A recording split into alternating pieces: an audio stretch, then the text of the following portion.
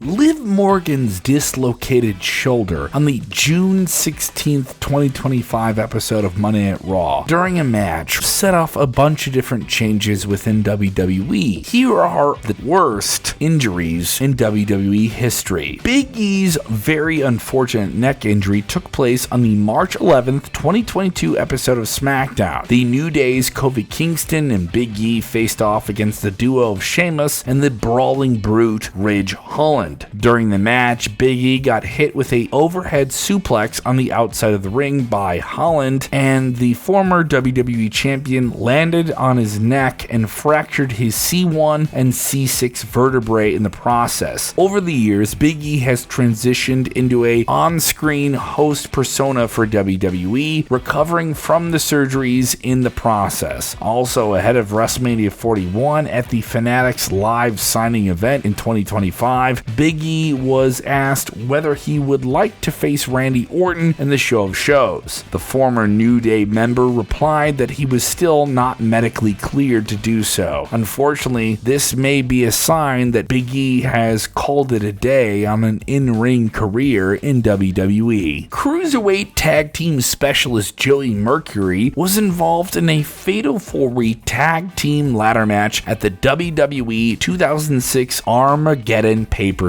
event. His participants also included his partner Johnny Nitro, along with William Regal, Dave Taylor, Paul London, Brian Kendrick, and the Hardy Boys. During the match, a spot went wrong with a ladder, and that's when steel struck a face, breaking a nose and orbital bone of Joey Mercury. He required 30 stitches and almost lost his eye. The injuries and accidents are never planned in pro wrestling, but they are a required circumstance when you step in there. Mercury's bloody face in this circumstance created a definitely too R-rated image for the time they were in. Finn Balor stormed out of WWE NXT into the main roster of WWE in a big way, jumping the line and putting himself in a position to become the inaugural Universal Champion, facing another big match performer in Seth Rollins at that year's SummerSlam. Unfortunately, the match saw Balor tore his labrum in his shoulder. Seth Rollins' buckle bomb really set him back, and that injury would cause him to relinquish the title the very next day on Monday Night Raw. Though he's had big points in his career since, many believe he's never come back to that level of success since. The Hell in a Cell 1998 King of the Ring. It is widely regarded as one of the most infamous, violent breakthrough matches in all professional wrestling. Mick Foley entered as his Mankind persona against the dead man, The Undertaker. They would fight their way to the top of the dangerous cage structure, only for Foley to be flung from the top of it, splashing through a Spanish announce table at ringside in what is widely regarded as one of the most damaging, dangerous bumps ever taken in televised professional wrestling history. And you would think that was enough, but Foley got off the stretcher as he was trying to be escorted out of the arena, only to climb up to the top of the cage to get chokeslammed through the top of it to the unforgiving ring canvas. The match would continue and only conclude with Mick Foley being chokeslammed onto thumbtacks, suffering a dislocated shoulder, bruised organs within his body, several concussions, and teeth flowing out of his nose. Mick Foley's legend would be made within this match. Yes, the towering figure at 6'9" was a big name to make the leap from WWE to WCW in their waning days. At the Sin pay-per-view in 2001, he participated in a Four Corners match for the WCW World Heavyweight Championship. He was pitted against Scott Steiner, Jeff Jarrett, and Road Warrior Animal. He would try to apply a big boot strike from the second rope. He would land on his loose leg and suffer a compound fracture, both to his tibia and fibula. It was clear that this was an awful injury. Sid's career was significantly impacted. Though he did return to the wrestling ring in a later limited capacity, he would later sue WCW for being pressured into performing the high-risk maneuver. Triple H's torn quadriceps is one of the most well-known legitimate injuries in wrestling, as he ended up having having to be out of action for 8 months and then made one of WWE's greatest returns afterwards. Triple H tore his quadricep muscle during a tag team match on Monday Night Raw in May of 2001 while defending the WWE Tag Team titles with the two-man power trip he formed with Stone Cold Steve Austin against Chris Jericho and Chris Benoit. The injury occurred when he was attempting to break up the walls of Jericho's submission hold, and the tear caused a muscle to completely come off the bone. Though he would suffer one of the most setbacking injuries of his career, the Game would return after a hard rehab routine and win the 2002 Royal Rumble and eventually conquer and get the world title at the WrestleMania that would follow. Tyson Kidd, unfortunately, is one of the most unfortunate names on this list, as his in-ring career would immediately be cut short by a fatal injury. During a non-televised match with Samoa Joe, Kidd ended up getting hit with Samoa Joe's muscle buster maneuver. It didn't go as planned, and the former tag team champion landed awkwardly on his neck. The referee reportedly would stop the match when he saw that Kidd was writhing in pain, and he was rushed to a hospital. The conclusion was that Kidd had suffered a broken neck and could have almost cost him maybe even more severe injuries. While he thankfully survived, Kidd hasn't wrestled since, and with the nature of his injury, an in-ring return seems tremendously unlikely, though he has served in an out-of-ring role for WWE in many ways since. Kidd currently is content as a producer and is credited as one of the names that really sparked the women's revolution within WWE. At SummerSlam 1997, Stone Cold Steve Austin took on Owen Hart for the WWE Intercontinental Championship. Owen wanted to use a sit-out pile driver on Austin, but unfortunately the delivery was not as intended, with Austin landing heavy on his head and neck. Though Austin would somehow find a way to get into a roll-up pin maneuver and get out of the match, the consequence seemed severe. Would he ever become the superstar he would eventually become out of this? He would find his personality throughout all of this, but eventually the consequence of this injury in 1997 would force him to have an early retirement in 2003.